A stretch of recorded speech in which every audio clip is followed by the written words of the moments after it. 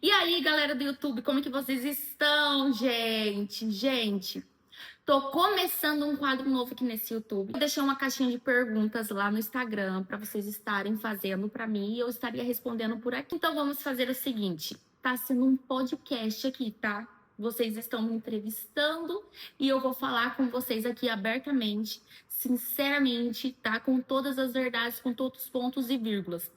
Às vezes vai ficar um pouquinho longo, né? Eu mesmo que vou editar em nome de Jesus, Senhor, me ajuda. E aí a gente vai se conversando e tal, e eu vou respondendo. Eu ia escrever, gente, no caderno, só que aí eu lembrei que tem um notebook aqui. Aí eu mandei para mim mesmo, né? Porque pelo notebook não dá para ver os stories do Instagram, né? As perguntas. Então, eu salvei aqui e aí eu vou conversando aqui com vocês, tá? Vai dar certo, senta que lá vem história. Eu optei por fazer esse tipo de vídeo porque eu gosto de escutar meninas conversando aqui no YouTube. Eu coloco fone de ouvido, vou lavando louça, vou escutando. Então, por que não eu fazer isso também, né? Então, vamos lá conversar. Vou aproveitar também que as crianças estão dormindo, elas estão lá no quartinho delas. Às vezes, eles vão acordar e pode vir aqui, tá? Então, tudo certo, tudo dentro dos conformes. Então, vamos lá. Vamos à primeira pergunta, a pergunta mais polêmica que eu tenho certeza. Gente, quando eu abro uma caixinha de pergunta, eu tenho certeza que vai ter essa pergunta. E o terceiro filho vem quando? Gente, para quem não sabe, eu tenho 2 filhos, a Eloá e o Benjamin. A Eloá tem 6 e o Benjamin tem 5. Se eu pretendo ter filhos, assim, não, eu não pretendo ter filhos. Eu não pretendo, não é algo que está nos meus planos, nos planos do meu esposo, né, do Renato. Gente, eu não sou operada, eu tomo injeção, tudo, mas não tenho pretensão em ter filhos. Porém, se do nada, gente, eu engravidar, eu não vou ficar que nem uma doida, entendeu? Eu não vou ter medo, eu não vou ficar tipo assim, ai, pelo amor de Deus, uma gravidez. Não, eu vou assustar, é lógico, né? Mas vai ser uma coisa assim que eu vou estar assim, eu aceito, sabe? Não é uma coisa que eu não aceitaria, mas não quero ter mais filho. Conte sobre o começo da sua caminhada com Deus. Eu nasci num lar evangélico, semi-evangélico, né? Minha mãe era evangélica e me levava para a igreja junto com meus irmãos. Sempre assim, fui para a igreja e tudo. Até que um dia eu me desviei aos 16 anos de idade. Os 19 anos eu mudei para Cacilândia totalmente rebeliada com Deus. Só que Deus me trouxe para cá para uma transformação.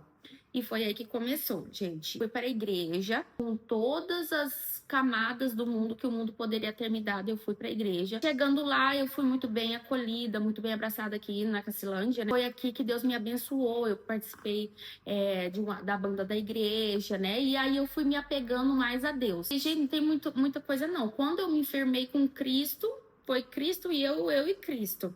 E pronto. Tá, vocês estão me entendendo, né, gente? Vocês estão me entendendo. Isso, gente, o meu começo da caminhada com Deus começou mesmo aos meus 19 anos, que eu realmente conhecia Cristo verdadeiramente, aí ele foi me transformando, mudando, né? E foi aí que entrou a parte do meu esposo, né? Que até me perguntaram assim: fale um pouco sobre o relacionamento de vocês. E a espera em relacionamento começou assim: eu vim pra cá, pra Cacilândia, com 19 anos, com 18 para 19. E aí eu fiz 19 anos, eu não tinha nem me batizado, pra vocês terem noção, eu não tinha me batizado nas águas ainda. Fui me batizar com 19 anos aqui na Cacilândia, né? Foi algo assim que realmente eu falei assim, eu vou me batizar. Dentro desse ano de 2014, eu estava com pretensão, quando eu mudei para cá, eu estava com pretensão de ir embora de volta para Campinas, São Paulo, que é onde eu morava. Foi aí que, dentro de 3 meses, né, finalzinho do ano, eu conheci o Renato. Aí ele perguntou para mim se eu queria orar com ele, né, no propósito da gente, né, ver se dava certo da gente namorar e tudo. Com 30 dias, a gente orou e aí o Renato sentiu, eu também senti da gente, né, namorar. Só que aí, gente, nisso tudo, quando a gente viu, a gente já era noivo. Foi um mês que a gente noivou, entendeu? Foi 30 dias a gente orou, 30 dias a gente noivou e com 30 dias a gente casou. Então, meio que o Senhor nos introduziu tanto na parte de casamento, dessas coisas, tipo assim, uniu realmente o propósito que a gente nem pensou duas vezes. Quando a gente viu, com 30 dias a gente estava casado. E, gente, nesse tempo, quando a gente estava orando para realmente saber se era de Deus o casamento, a gente iniciou uma campanha de 30 dias também do nosso noivado, porque foi 30 dias a gente orando para namorar. Mas aí, com uns 30 dias para noivando, a gente entrou em outra campanha de 30 dias. O Renato para ter certeza se era eu e eu para ter certeza se era o Renato também. Só que nesse meio tempo, gente, quando a gente ora, a gente cria um relacionamento com Deus, né? E aí eu criei um relacionamento muito forte com Deus. Ele havia feito um propósito e ele não tinha me contado. E eu tinha feito outro. O propósito dele era que dentro desses 30 dias a Rayane seja batizada com o Espírito Santo. E o meu propósito era: eu quero ser batizada com o Espírito Santo na Santa Ceia, que seria o final, gente. Seria o final da nossa campanha de 30 dias, né?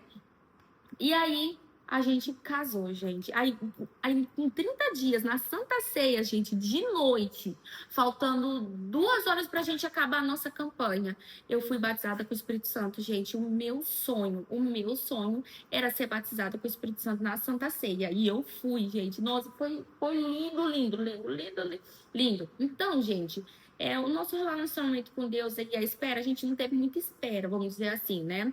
Foram 3 meses. E 3 meses, gente, passa voando. É muito rápido, muito rápido. Só que tudo dentro da oração, tudo debaixo da oração, tudo debaixo do direcionamento de Deus. Então é por isso que, mesmo que às vezes você não namore tanto tempo, mas se tiver na permissão de Deus, tá tudo certo, entendeu? O problema é você não tá no direcionamento de Deus. Você pode namorar 10 anos para tentar conhecer a pessoa. E aí, quando chega para você casar, não vira nada, entendeu? Então, tudo tem que estar dentro do planejado. Isso eu estou contando a minha história, tá, gente? Vamos ver outra aqui. Meu nariz tá coçando. Gente de Deus. Tô coçando o nariz, vocês não ligam, não. Vocês vai, se vocês estiverem com o nariz coçando também, pode coçar. Qual foi a experiência com Deus que mais te marcou? Gente, a experiência que mais me marcou foi quando eu tive a depressão. Quando eu iniciei com a síndrome do pânico e encaminhou para depressão. Gente, real mesmo, eu falo isso com toda a realidade do mundo. Eu tive a depressão. Nesse um mês, porque foi no início de 2023, eu fiquei com depressão, gente, um mês. E como eu fui curada? Eu vou explicar para vocês como é que eu fui curada, tá? Da depressão. Eu vou ver se ainda tá gravando. Eu parei um pouco para ver se o celular tá gravando, que eu tô morrendo de medo, porque eu tô com a highline aqui, ring light, sei lá como fala. E aí eu tava morrendo de medo de parar de gravar, mas tá gravando ainda. Então, a minha maior experiência, a experiência que mais me marcou, gente. Então, final de 2022, a gente foi pra praia e eu já estava com indícios, há 2 anos mais ou menos, que eu estava entrando em pânico. Eu estava em pânico, só que eu tentava explicar para o Renato não entendia, eu também não ia atrás de cuidados, né? Eu não ia atrás de nada, gente. A gente estava na praia final de 2022 e lá eu tive falta de ar e isso acarretou um medo terrível de morrer, gente. Eu fiquei com muito medo. E aí eu corri, o meu esposo estava na praia, eu corri, minha mãe foi atrás de mim. Começou a faltar o meu ar e eu caí no chão e eu falei assim, aqui eu morri. Eu falei, Senhor, me traz vida, eu no chão, gente. E parece que o povo perdeu tanto a humanidade que tinha um pessoal na minha frente, assim, no carro, colocando mala no carro e eles não me deram uma assistência. Eu fiquei no chão lá e de repente chegou uma moça, uma faxineira do prédio da frente. Ela veio me ajudar, né, até o meu esposo chegar, porque minha mãe correu atrás do meu esposo para vir me ajudar. E meu esposo me levou no hospital. E eu já estava, para mim, gente, eu tava desfalecida. Para mim, eu ia chegar no hospital e os médicos iam falar assim: não, a saturação dela tá baixa porque eu tava com falta de ar. A frequência cardíaca tá alterada. Eu achei que ia ser isso, porque eu entrei na emergência, pela situação que eu estava. Entrei na emergência, aí foi a primeira vez que eu escutei a palavra: você teve um ataque de pânico. Gente, eu juro pra vocês que eu não sabia o que era. E foi aí que começou a minha saga, em janeiro. Ele falou assim, ó, a síndrome do pânico é um pé pra depressão. E eu tava assim, sem ar mesmo, gente. Eu fiquei um mês com dificuldade de respirar, de verdade mesmo. Assim, ó, trata, porque isso aí é muito grave, é um passo pra depressão. E a depressão é muito mais difícil, né? E tá. Cheguei aqui na Cacilândia, deu uma semana, a gente foi num lugar pra comer. E aí lá, gente, eu tive outro ataque de pânico. Sem mais nem menos. Tipo assim, se a pessoa fosse contar pra mim um ocorrido de uma pessoa que morreu, que aconteceu isso, que aconteceu aquilo, foi um gatilho pra mim. E aí eu comecei a passar muito mal. Muito mal, muito mal, muito mal. Eu fui pra Santa Casa, fui lá no hospital, elas me medicaram e falaram assim, ó, cuida, cuida. E aí, só que aí eu já tava já com com a depressão. Que eu cheguei aqui em casa, deitei no chão e só sabia chorar, chorar, chorar, chorar, chorar. Gente, eu comecei a não sentir. Eu sentia só medo, muito medo. A síndrome do pânico, ela faz isso, né? Só que eu comecei a sentir a angústia, uma angústia extremamente forte. Muito, muito, muito forte. E aí eu lembro que o Benjamin vinha e me beijava, falava assim, mamãe, Deus tá com a senhora. Não, era assim, coisa sobrenatural. O Senhor me cuidou de mim nesse meio tempo, coisa sobrenatural mesmo.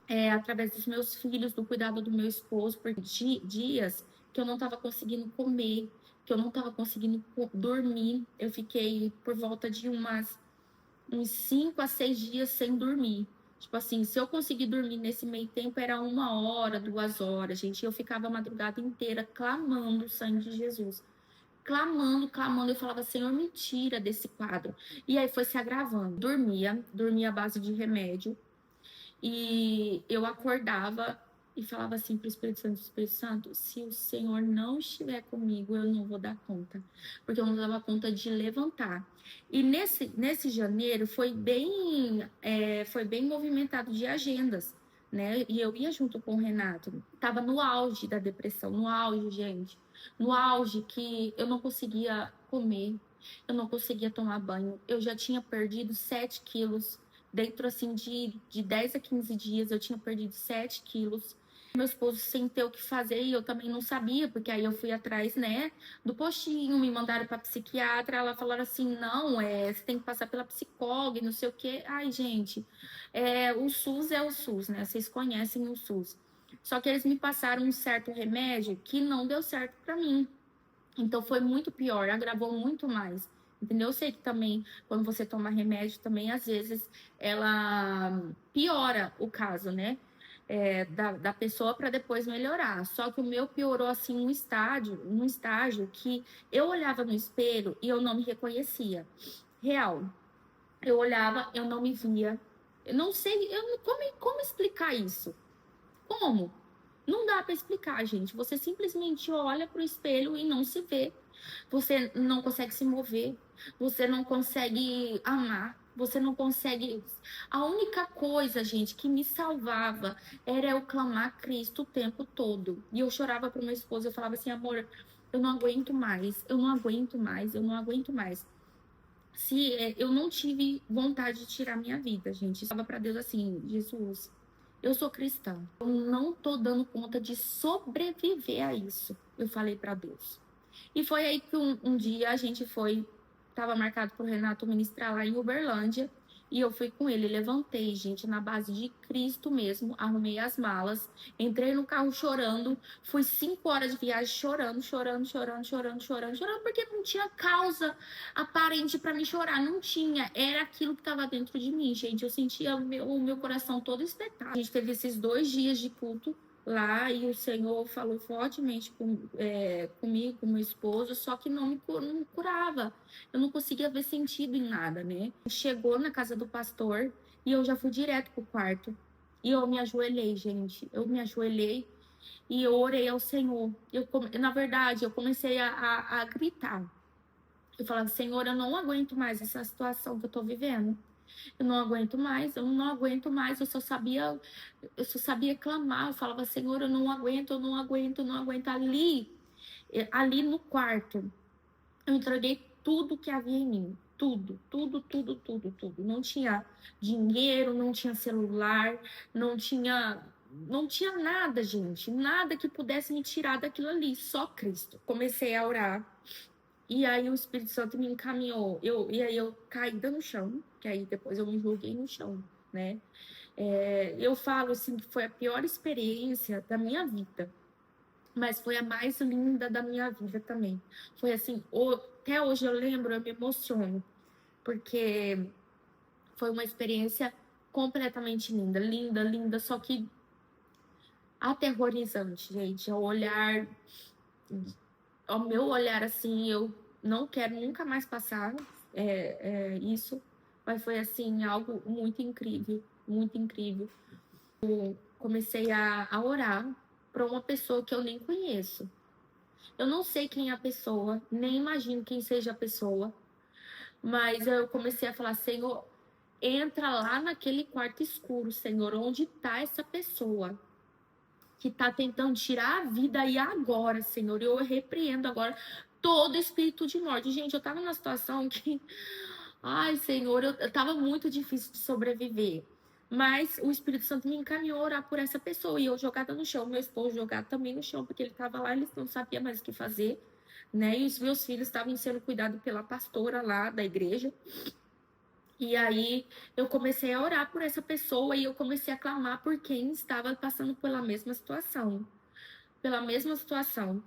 E aí eu comecei a cantar, mestre, o vento balançou o meu barco. Gente, mas eu não estava cantando. Eu estava explicando para Deus o que estava acontecendo comigo. Eu estava explicando para Deus o que estava acontecendo comigo. Assim, eu comecei nesse louvor, eu comecei a explicar. Gente, tá chovendo aqui, tá? Então, às vezes, vocês vão escutar barulho de chuva porque tá chovendo. E tá frio, né? Só que toda vez que a gente for, né, deixar pra lá pra gravar, eu não vou mais deixar, não. Eu vou gravar, tá? Eu cantava assim, sinto na pele frio desse vento. Eu chego a crer que não estás me vendo. Lembro. Gente, eu cantei com toda a minha alma e eu nem cantei bonito, não. Tava assim, a nota lá e eu mais lá longe, entendeu? Aí eu comecei a cantar essa música. Só que aí na hora que entrou na parte Jesus, esse nome toda língua confessará. Gente, Deus invadiu o quarto de uma maneira e ele me tomou para falar comigo e com meu esposo. E ele falava, né, que ele permitiu eu passar por isso. Ele precisava que eu passasse por isso, que eu e meu esposo nós somos joias raras na mão dele. E que naquele dia, naquele momento, ele estava me curando de algo que nem o médico poderia curar.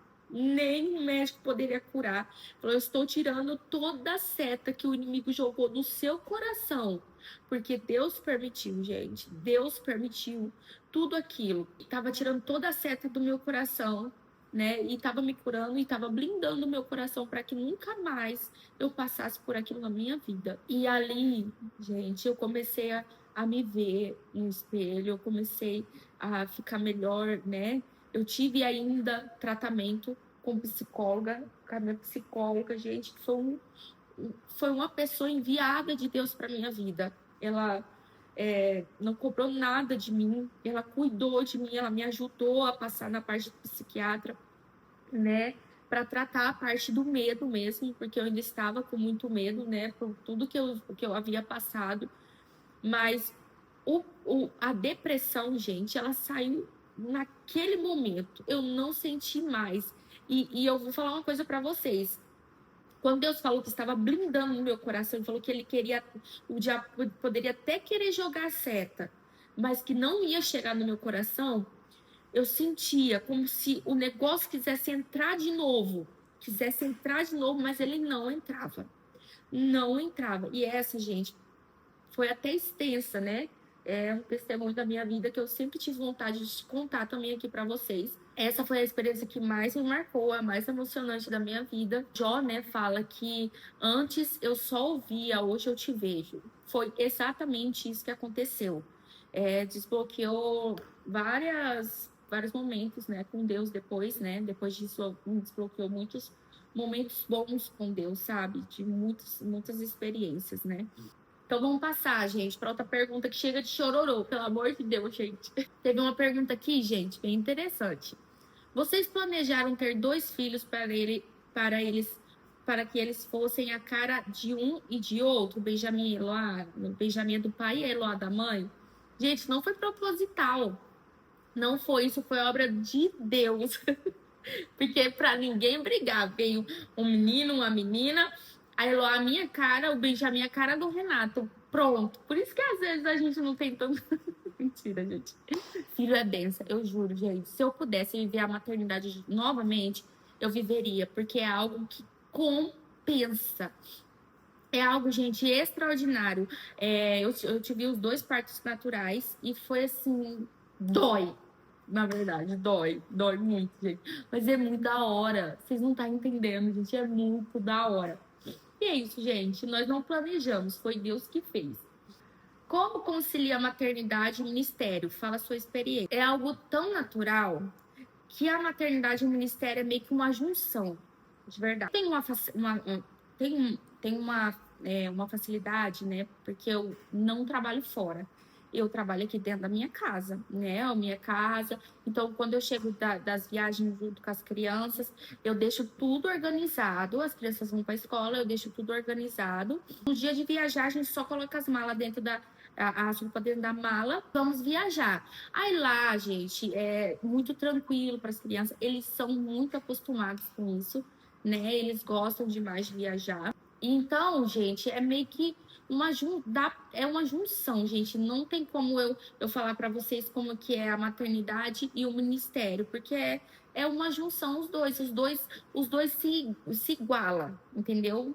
Porque o meu maior ministério também é minha casa, minha família, né? Então, quando eu saio para viajar, a junção dos dois é que os dois conseguem se unir. Isso é uma união, gente. Eles se unem perfeitamente, perfeitamente. Coisas da casa, para mim não é tão corrido coisas da casa, porque, de novo, eu não trabalho fora, eu não trabalho em trabalho secular, eu trabalho na minha casa, então para mim é muito mais fácil, tá, gente? O meu esposo dá essa facilidade para mim, né? E eu honro demais a vida dele por conta disso, porque eu não preciso sair para fora para poder cuidar do meu lar. E eu estou vivendo esse momento de maternidade, cuidando deles, e eu amo, tá? Eu amo.